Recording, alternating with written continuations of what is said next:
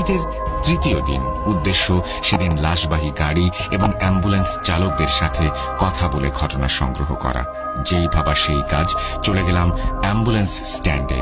সেখানে বেশ কয়েকজনের সাথে কথা বললাম এবং তাদের কর্মজীবনে কোনো স্মরণীয় ঘটনা আছে কিনা সেটা জানতে চাইলাম। এভাবে কয়েকজনের সাথে কথা বলে তেমন ঘটনা পাচ্ছিলাম না। অবশেষে একজনকে পেয়ে গেলাম, যিনি 16 বছর অ্যাম্বুলেন্স চালানোর বয়সে 2টি ছোট ঘটনা শেয়ার করেছিলেন।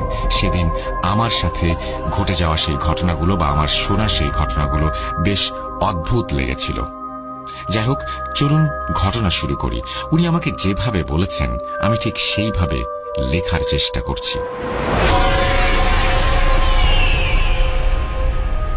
আমার নাম আমিনুল ইসলাম। এটা আমিনুল ভাইয়ের ছদ্মনাম। আমি বর্তমানে একটি লাশবাহী গাড়ির চালকের পেশায় নিয়োজিত আছি। দীর্ঘদিন ধরে আমি এই শহর থেকে ওই শহরে লাশ নিয়ে আসা যাওয়া করছি। আমি এর আগে একটি অ্যাম্বুলেন্স হেল্পার হিসেবে ছিলাম। তারপর দীর্ঘদিন ধরে আমি এই অ্যাম্বুলেন্সে হেল্পারি করার পর সেটার চালক হিসেবে নিয়োজিত হই। এই বছর দেড়েক হলো আমি এখন একটি লাশবাহী গাড়ি চালাচ্ছি। কাজের কারণে বিভিন্ন জায়গাতে লাশ নিয়ে ঘুরে বেড়াই। কত কিছুই তো জীবনে ঘটে গেছে, কিন্তু পাত্তা দেইনি, কর্মকে আপন করে কাজ করে যাচ্ছি। আমি প্রথমে আপনাদেরকে যে ঘটনাটি বলবো, এটা যখন আমি নর্মাল অ্যাম্বুলেন্স চালাতাম সেই সময়কার একটা ঘটনা, যেটা আমার সাথেই ঘটে গিয়েছিল কোনো এক রাতে। বছর 1.5 কি 2 আগের ঘটনা হবে, আমি সঠিক সময় বলতে পারছি না। তবে তখন করোনা ভাইরাসের প্রভাব অনেক বেশি ছিল। আমরা জানি করোনা ভাইরাসের প্রকোপে গোটা দেশ তখন থমকে গিয়েছিল। আর সেই সময়ই আমার জীবনের সবথেকে অদ্ভুত আর ভয়াবহ ঘটনাটি ঘটে। আর 10টা স্বাভাবিক দিনের মতোই ছিল আমার কাছে সেদিনটাও। আমি যশোর সদর হসপিটাল থেকে রোগী নিয়ে বিভিন্ন জায়গাতে ভাড়া টানছিলাম। সকাল থেকে প্রায় দুপুর পর্যন্ত ভাড়া টেনে বাড়িতে আসি দুপুরের খাবার খাওয়ার জন্য। লিসেনার্স, এখানে বলে রাখা ভালো, আমিনুল ভাইয়ের বাড়ি সদর হসপিটাল থেকে 5-7 মিনিটের দূরে ছিল। তাই তিনি তার অ্যাম্বুলেন্স হসপিটালে পার্কিং এর জায়গায় রেখেই বাড়ি চলে যেতেন। রীতিমতো খাওয়া দাওয়া শেষ করে আমি দুপুরে একটু ঘুমিয়ে পড়ি। সন্ধ্যার একটু আগে আমার ঘুম ভাঙে। ঘুম ভাঙার পর আমি ফ্রেশ হয়ে হাঁটতে হাঁটতে হসপিটালে যাই, নতুন কোনো ভাড়া পাওয়া যায় কিনা সেটা দেখার জন্য। আমি হসপিটালে সেদিন রাত 8টা-9টা পর্যন্ত থেকেও একটা ভাড়াও পাইনি। তাই আবারও বাড়ি চলে আসি রাতে।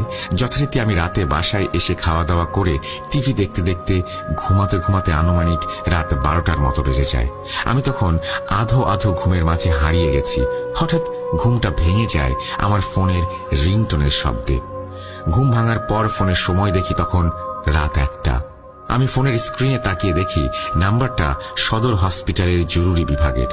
কল রিসিভ করে জানতে পারি আমাকে এখনই একটা ইমার্জেন্সি ভাড়ায় যেতে হবে, কিন্তু কি নিয়ে যেতে হবে, তা নিয়ে কোথায় যেতে হবে তা আমি শোনার সময় পাইনি। হসপিটাল ইমার্জেন্সি থেকে জানানো হলো হসপিটালের অ্যাম্বুলেন্সগুলো সব ভাড়ায় গিয়েছে দূরে, তাই এখন আমাকে যেতে হবে। আমিও আর 7-5 না ভেবে আমার স্ত্রীকে ডেকে বলি দরজা লক করে দিতে। আমি বাইরে যাচ্ছি, একটা ভাড়া পেয়েছি এই কারণে।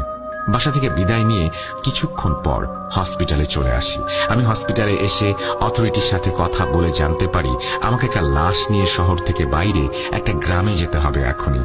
আর যে লাশটি আমাকে নিয়ে যেতে হবে সেই লাশটি দীর্ঘদিন ধরে করোনা পজিটিভ ছিল, অতঃপর মৃত্যু। এটা শোনার পর আমি প্রথমে যেতে চাইনি।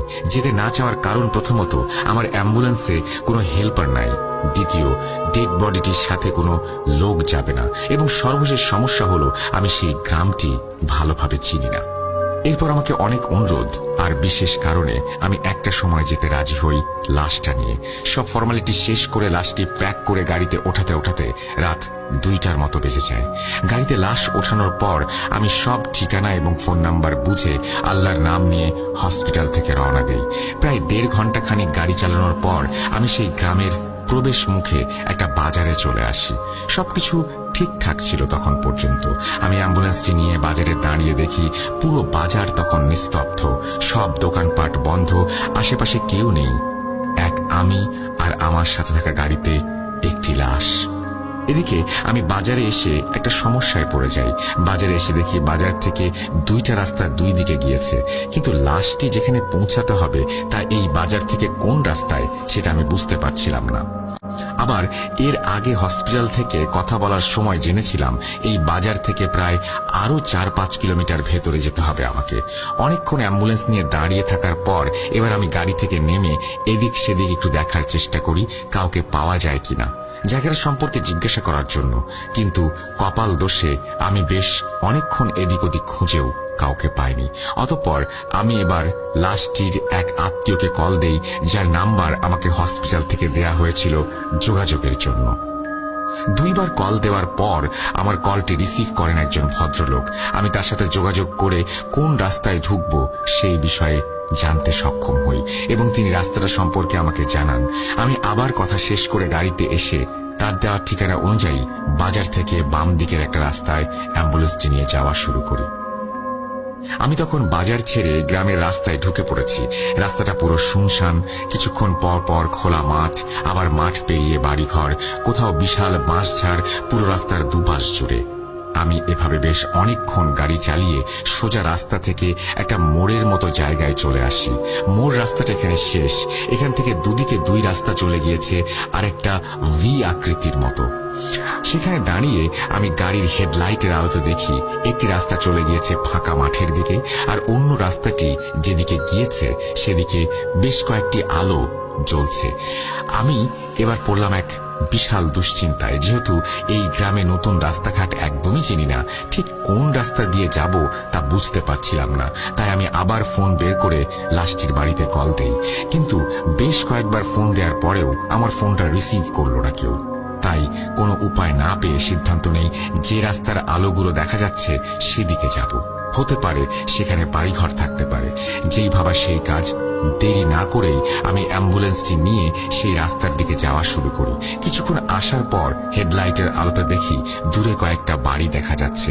এসব দেখে আমি মনে মনে খুশি হই, এইটা ভেবেছে গিয়ে হয়তো কাউকে পাওয়া যাবে আর সেখান থেকে ঠিকানা জেনে নেব। আমি বাড়িগুলোর কাছাকাছি এসে এক অদ্ভুত ব্যাপার লক্ষ্য করি। মনে হচ্ছে এই গ্রামে কোনো মানুষই থাকে না, কোনো সারা শব্দ নেই, না আছে থাকার উপস্থিতি। এমনকি কারো বাড়ির উঠোনেও কোনো প্রকার লাইট জ্বলছিল না। গ্রামটা অন্ধকার একেবারে। এবার আমি গাড়ি থেকে নেমে কয়েকটা বাড়িতে গিয়ে ডাকাডাকি করি। বেশ কিছুক্ষণ বাড়িগুলোতে ডাকাডাকি করার পরও কাউকে না পেয়ে আরেকটু সামনে যাবার সিদ্ধান্ত নেই। আমি এবার অ্যাম্বুলেন্সটি নিয়ে কিছুটা সামনে যেতেই গাড়ির হেডলাইটের আলোতে দেখি দূরে বাড়িগুলো পার হচ্ছে, রাস্তার পাশে কেউ একজন দাঁড়িয়ে আছে। এটা দেখা মাত্রই আমার মনে একটা ভরসা জাগে। তখন এসব ভূত প্রেত ইত্যাদি এসব বিষয় আমার মাথায় আসেনি। আসবেই বা কেন? আসলে আমাদের এই পেশা এমন রকমের এক পেশা যেখানে সাহস না থাকলে টিকে থাকা সম্ভব না। যাই হোক, আমি দ্রুত অ্যাম্বুলেন্সটি নিয়ে ওই লোকটির পাশে গিয়ে দাঁড়াই। অদ্ভুত ব্যাপার, আমি দেখি পরনে সাদা শাড়ি একজন বৃদ্ধ মহিলা রাস্তার পাশে দাঁড়িয়ে আছে, উল্টো দিকে, অর্থাৎ আমার দিকে পেছন করে মাঠের দিকে তাকিয়ে। আমি ব্যাপারটি খুব স্বাভাবিকভাবেই নিই। স্বাভাবিকভাবে নিয়েই অ্যাম্বুলেন্সের দরজার কাঁচটি নামাই সেই বৃদ্ধ মহিলার সাথে কথা বলে ঠিকানা জানার জন্য। আমি কাঁচটি নামিয়ে তাকে সালাম দিয়ে বেশ কয়েকবার ডাক দেই এবং বৃদ্ধাকে জিজ্ঞাসা করি আমি অমুক বাড়ির ঠিকানাটা জানতে চাচ্ছি, সেটা কোথায়। কিন্তু অদ্ভুত ব্যাপার, আমি তাকে এত ডাকার পরেও সে কোনো কথা বা আমার দিকে মুখ ঘুরিয়ে তাকায়নি। আমি বেশ কিছুক্ষণ ডাকাডাকির পর একটু হতাশ হয়ে যাই আর মনে মনে ভাবতে থাকি এত ডাকছি কেন উত্তর পাচ্ছি না। মহিলাটি মনে হয় কালা। এগুলো বলতে বলতে আমি একটা রাগ আর হতাশা নিয়ে সিদ্ধান্ত নেই গাড়ি থেকে নেমে তার কাছে গিয়ে ডাকবো। কথা না বললে আমার পেছনের বাড়িগুলো থেকে কাউকে ডেকে আনার চেষ্টা করব বা ঘুম থেকে ওঠানোর চেষ্টা করব। সব ভেবে যখনই আমি অ্যাম্বুলেন্সের গেট খুলে এক পা দিয়েছি সেই মুহূর্তে আমার মনে পড়ে যায় রাত বেরাত লাশ টানতে গেলে অনেক ঘটনা ঘটে, অনেক খারাপ কিছুই সামনে আসে শুনেছি। এটা তেমন লক্ষণ না তো।